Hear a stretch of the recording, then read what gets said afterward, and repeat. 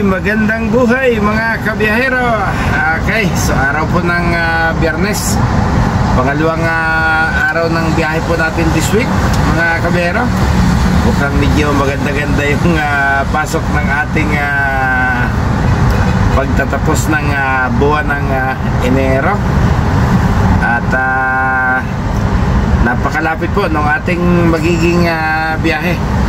So yung mga pasahero po ay kukunin lang po natin sa isang lugar sa Ortigas at ating pong ihahatid doon din po sa bahagi ng Ortigas din lang po. Napakalapit mga kabiyahero. So ang gagawin lang po natin tara 25 minutes kapag narating na po natin yung CCF, isang Christian Fellowship po yan. Magtatambay na po tayo doon at hihintayin po sila kung anong oras po sila matatapos mga kabiyahero. So kahapon 4:30 po yung ating biyahe at inihatid po natin sa kanilang CCF center at natapos po sila ng alas 10 ng gabi mga kabiyahero. Kaya lang wala na po tayong ibang gagawin kung hindi ang tumambay at maghintay sa kanila hanggang sa matapos po yung kanilang activity. So ngayong araw medyo maaga po yung kanilang fellowship. Gagawin po ng alas 9 ng umaga, kaya dapat 7:30 ay nandun na po tayo sa Citadel sa hotel sa bahagi po ng Ortigas na kabiyahero. Siguro ang pagkakaalam ko mga 3 araw po natin silang bibigyan ng service. Bali 4 na bus po kami.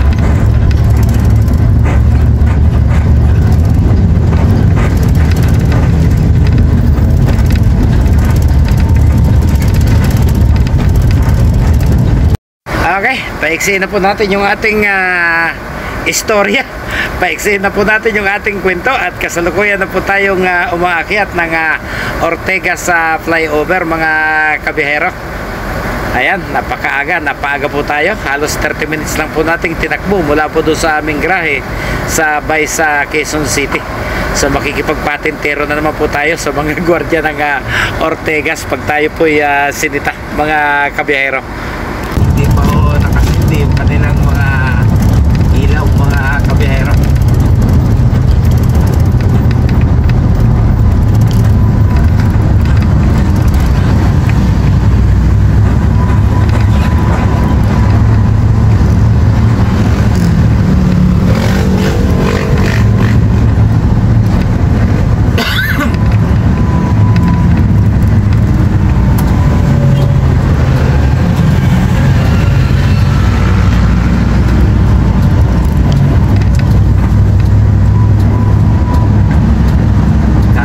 Tayo dito sa Ortigas Junior Avenue. Oy, nasawit tayo.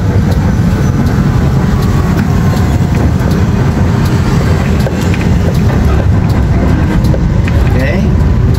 So pagkatapos dito po sa unang kanto itong Sapphire Street ay muli po tayong kakanan.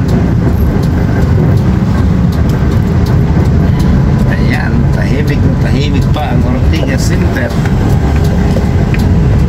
So ito pong pangalawang building yan na po mismo yung Citadel Hotel mga kabiyahero. So napakarami pa pong nakaparking.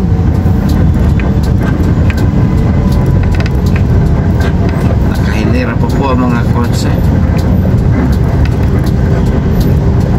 Sa bagay 7:30 pa po talaga yung ating requested time of reporting para sa lugar na ito.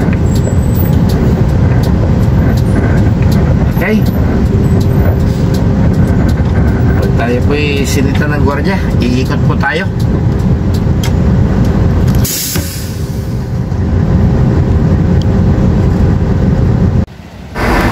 Okay, alas 7:30 na po ng umaga.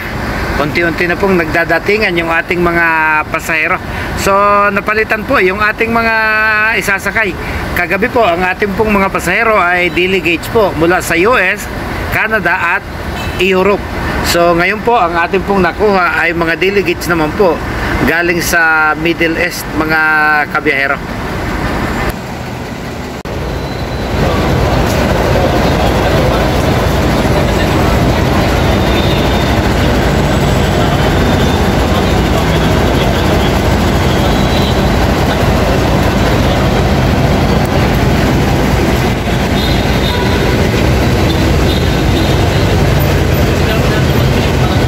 Salamat po sa pahinga last night, dear Father, and as we start day 2 of IDC, Father, we again commit to you this day. We pray for traveling mercies and protection. We pray for Kuya Ruel as he drives us to the center, Lord. May we arrive safe. And Lord, we love you, we honor you, we glorify you. In Jesus' name we pray. Amen. Okay, tapos na po yung kanilang prayer for safety. So, papalis na po tayo.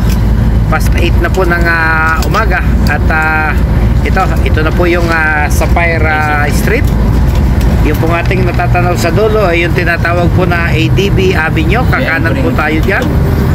Pagkakanan po natin, kukunin po natin yung Ortegas, pababa po ng Pasig. At pagdating po dun sa karugtong ng C5, yung Rodriguez Junior Avenue, ay makikita na po natin doon yung mayor po na fellowship hall ng CCF, mga kabiyahero. Isa po itong napakalaking pagtitipon ng mga kasapi po ng CCF, mga kabiyahero. Ito po ay isang international event kung saan marami pong delegates na nagmula po sa iba't ibang panig ng mundo, maging sa iba't ibang panig po ng lalawigan dito sa Pilipinas. Kaya napakarami pong magkakasama ng mga pasahero nating ito. Lamang yung iba pong nasa malalapit na lugar ay nagkakanya-kanya po sila ng commute patungo po dito sa CCF building sa kanto po ng Ortegas at Rodriguez Junior Avenue, sako po ng lungsod ng Pasig. So yan po ating nasa kanan, ay yan na po yung kanilang main building na pupuntahan, mga kabiyahero. So isa lang po yung ating napuna.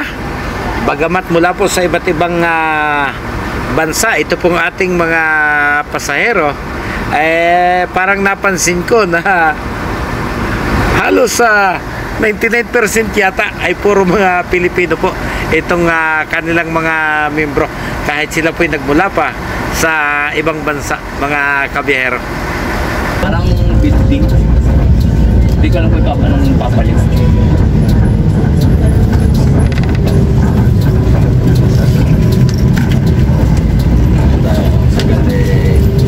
Pero bata pa naman yung sakay natin, hindi ko na ilalagay ang tapakan. Opo. Okay lang po. Opo. Yung Europe, medyo maraming may edad na kaya nahirapan umakyat.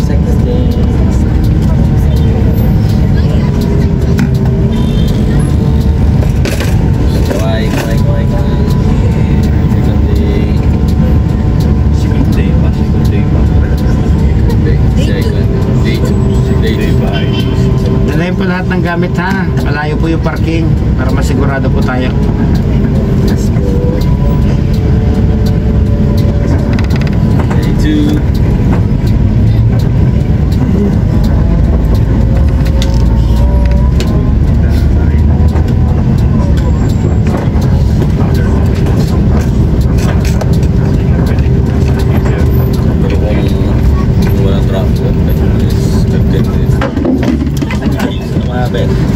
Mababa pala ron, ha.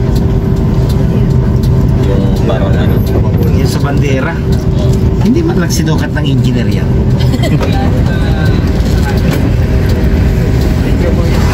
Okay, narating na po natin yung lugar. Nagbababaan na po sila. So pagkatapos po nilang bumaba, tayo po iikot para makarating po tayo doon sa ating designated parking area. At maghihintay na po tayo doon ng tawag. Mukhang aabutin daw po ito hanggang alas 7 ng gabi, mga kabiyahero. So muli, pansamantala, maraming salamat po sa inyong paglalaan ng oras para mapanood po itong aking mga video bilang suporta sa akin. Tiblintek, maraming salamat. Huslin, maraming salamat. At sa lahat po ng kapwa ko Tiblintek na bagong mamonetize, maraming congratulations po sa inyo. At sa mga kasabay ko pong sasahod dito po sa Tiblintek, congratulations.